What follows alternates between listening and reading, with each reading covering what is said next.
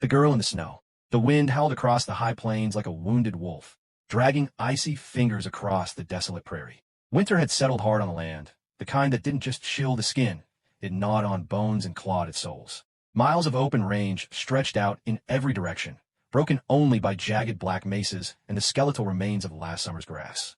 Out here, in the far reaches of Wyoming territory, there was nothing but wind, snow, and silence. And silence was exactly what Elias Boone had come to cherish. He was a man carved from the same stone as the land, tall, broad-shouldered, face weathered like dried leather, and eyes the color of iron. He spoke little and smiled less, preferring the company of cattle and coyotes to that of people. Folks in town called him the Silent Rancher, not unkindly, but with a certain wary respect. Boone had built his ranch, Three Pines, with his own hands. It was lonely, unforgiving work, just the way he liked it. It had been 5 winters since the fever took his wife and their newborn son. 5 winters of burying his heart under chores, fences, and long rides into empty horizons. Out here, where no one asked questions and no one offered pity, he could live without remembering too much. Or so he thought. The storm had been building all morning, a gray wall on the horizon that swallowed the light and promised misery. Boone had been mending a fence line along the south pasture when the first flakes began to fall, soft and scattered. Within an hour, the wind turned cruel and the snow thickened into a white curtain. By late afternoon, it was a full-blown blizzard. Cursing under his breath, Boone hunched deeper into his coat and turned his horse, Sable, toward home. He was still 3 miles from the ranch house, a long ride in weather like this, but he knew the land well. Even blind, he could have found his way. It was near the old Cottonwood Creek crossing that he saw something that made him pull hard on the reins. A dark shape stumbled through the blowing snow, half hidden by the storm. At first, he thought it was a stray calf, maybe one that had wandered too far from the herd. But as he drew closer, the shape collapsed into the drifts. Boone's heart kicked. It was no calf. It was a person. He was off his horse in a heartbeat, boots crunching into the crust of snow. The wind tore at his hat, and ice stung his cheeks as he trudged toward the fallen figure. When he reached it, he dropped to one knee. It was a girl, no older than 14, maybe 15. She was barefoot, her threadbare dress soaked and torn, her skin pale as the snow around her. Her lips were blue. She shivered violently, trying to speak, but no sound came out. Easy, Boone muttered, wrapping his coat tighter around her trembling frame. Don't try to talk. Her eyes, wide, dark, and terrified, locked on his. For a moment, she looked like a deer caught in a snare, unsure if the man before her was savior or predator. Boone lifted her easily, her weight no more than a sack of grain, and carried her to Sable. He swung up into the saddle with the girl cradled against his chest, turned the horse toward home, and urged it into a hard gallop through the storm. The ranch house loomed out of the white blur like a ghost, 2 stories of weathered pine and stone surrounded by snow-laden corrals. Boone kicked the door open and strode straight for the hearth. He set the girl down on a buffalo hide rug near the fire, stripped off her soaked dress as decently as he could, and wrapped her in a heavy wool blanket. "Stay with me, kid," he said quietly, kneeling beside her. "Don't you go closing those eyes." Her teeth chattered as she whispered, barely audible, "Thank you."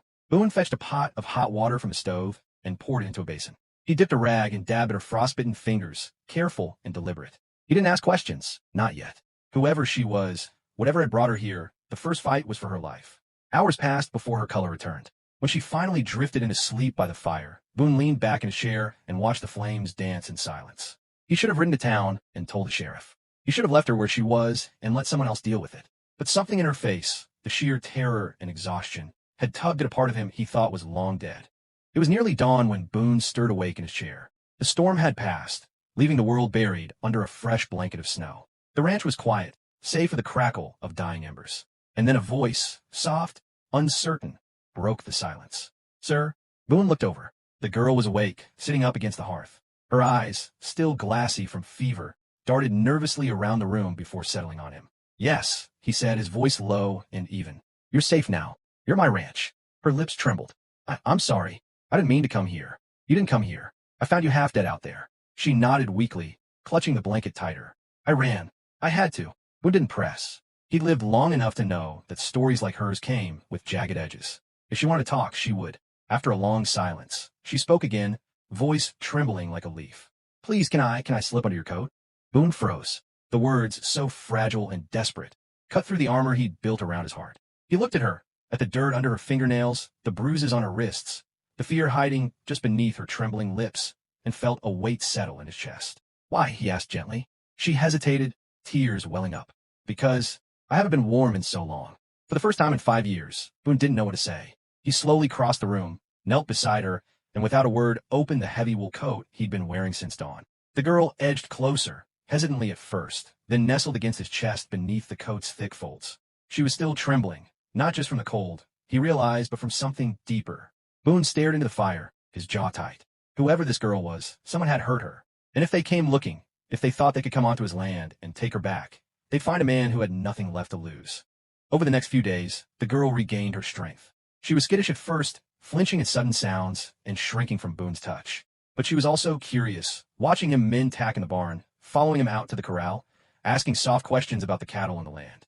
Her name, she finally told him, was Clara May. She'd been born in a mining camp 2 counties east, and for as long as she could remember, her life had been fists, hunger, and running. Her stepfather, a man named Caleb Rourke, had taken her from her mother after she died and treated her as little more than labor. When he sold her to a traveling gang of outlaws passing through the camp, she'd waited for her chance. The first night they stopped to rest, she ran, barefoot, starving, and terrified, into the wilderness. That's when the storm hit, Clara whispered. I thought I was going to die out there. Boone listened in silence. When she was finished, he stared out the window at the snow-covered plains stretching endlessly toward the horizon. You're safe here, he said at last. No one's going to lay a hand on you.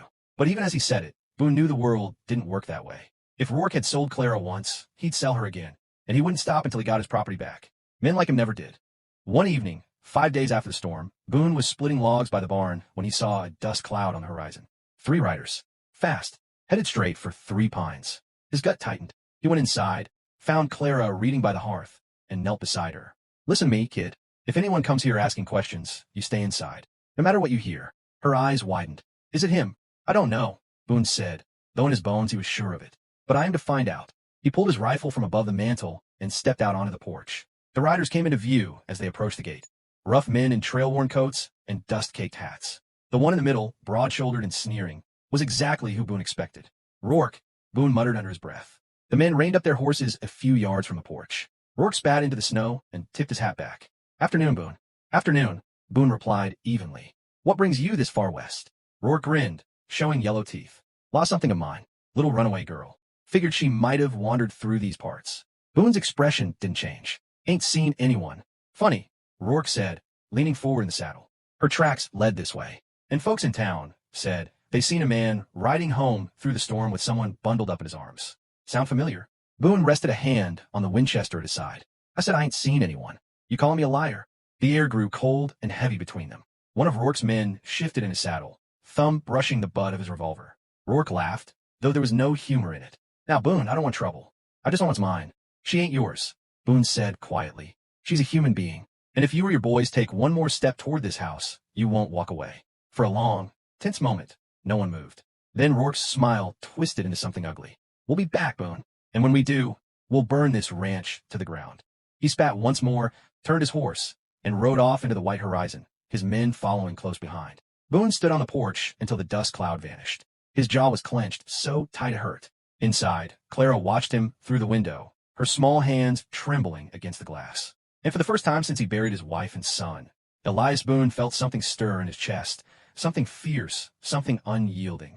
He had lost everything once. He wouldn't lose her too. To be continued. Fire on the horizon.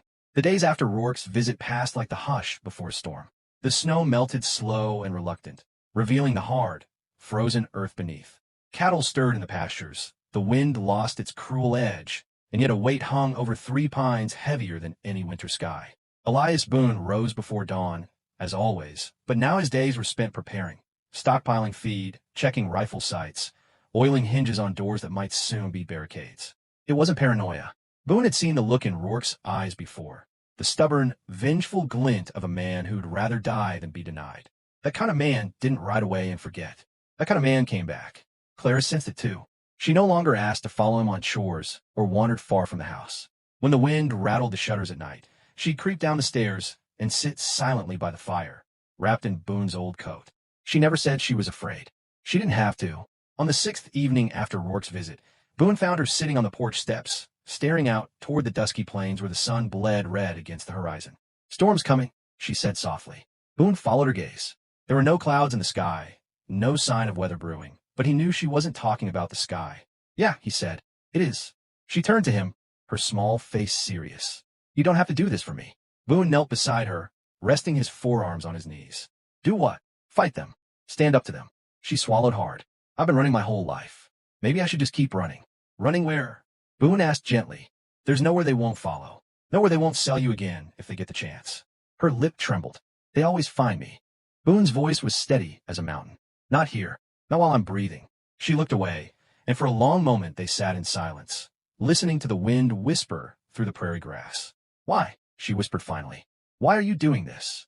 Boone stared out into the darkening plains. The answer had been forming in his chest for days, though he hadn't spoken it aloud until now. Because 5 years ago, he said quietly, I wasn't there to save someone I loved, and I've lived with that every day since. But I can be here now. I can do this right. Tears welled in Clara's eyes. She didn't speak, but when Boone stood to go back inside, she slipped her small hand into his. It was the first time she'd reached for him. The next morning dawned eerily calm. The wind had stilled, the sky was a washed-out blue, and the plains stretched wide and silent. Boone saddled Sable and rode the perimeter of the ranch. Every fence post, every gate, every barn door was double-checked. Back at the house, he stacked crates of ammunition near the porch and loaded spare cartridges into his rifle belt. By midday, he was ready. Clara watched him from the window, her face pale but determined. She'd begged him the night before to let her help, but Boone had refused. Your job is to stay alive, he'd said. Let me handle the rest. And now, as the sun dipped toward the west, the horizon bloomed with movement. Dust clouds rising like smoke, shimmering figures on horseback cutting across the land. They were coming. There were 6 of them this time. Rourke rode at the front, a sawed-off shotgun slung over his saddle horn, his face twisted in a wolfish grin. The men behind him were rougher, meaner, outlaws by the look of them, the kind who wouldn't hesitate to burn a ranch or shoot a man in his sleep. Boone stepped onto the porch, Winchester cradled in his hands. He said nothing, just watched as the riders slowed to a trot and fanned out in a loose semicircle before the house. Rourke tipped his hat back. Boone, he drawled, thought we might pay you another visit.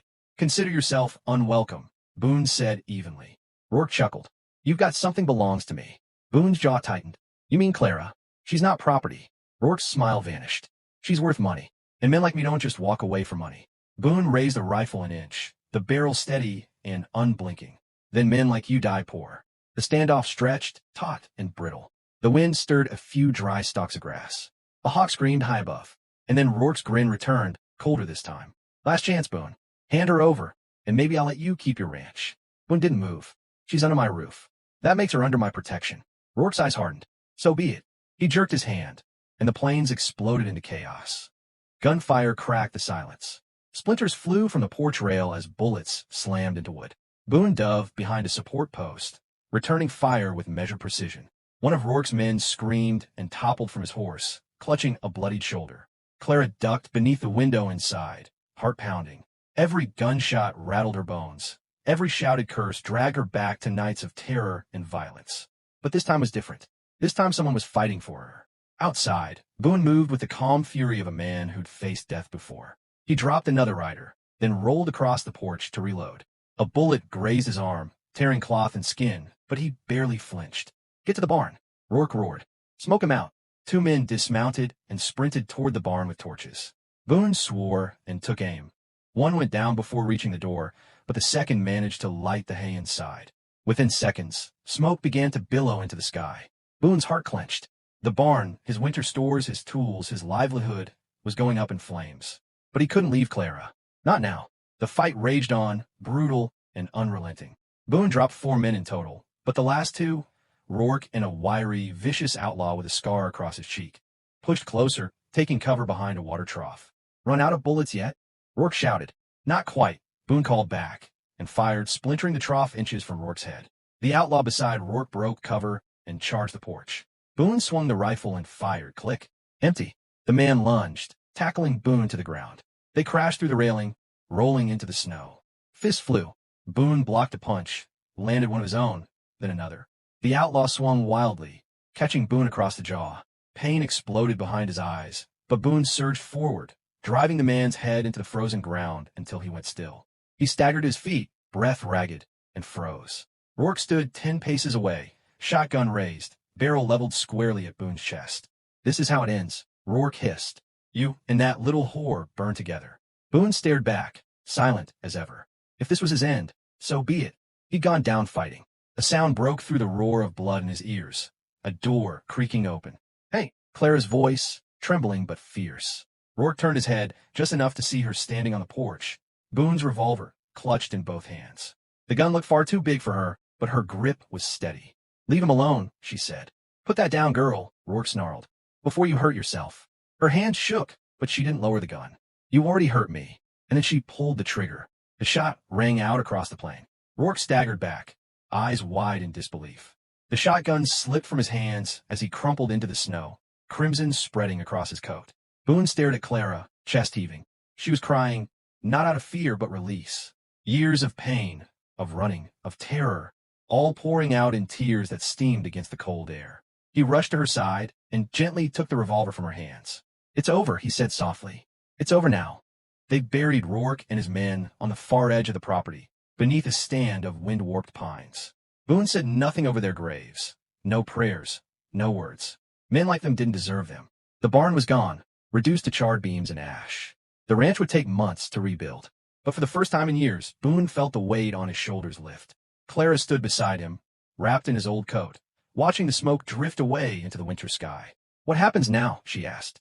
Boone looked out across the land, the wide, endless land that had once felt like a prison, but now, somehow, felt like hope. "Now," he said, "we start over." She hesitated. "Can I stay? I can work. I can help. I won't be a burden." Boone turned to her, and for the first time in 5 long years, a smile creased his weathered face. "You're not a burden, Clara," he said. "You're family." She blinked up at him, eyes shimmering. Then, without a word, she stepped closer and slipped under his coat, just like she had that first night. Only this time, there was no fear in her touch, only trust. The wind swept gently across the plains, carrying the scent of smoke and new beginnings. And as the sun set behind the jagged horizon, Elias Boone, the silent rancher, knew he would never ride alone again. The end.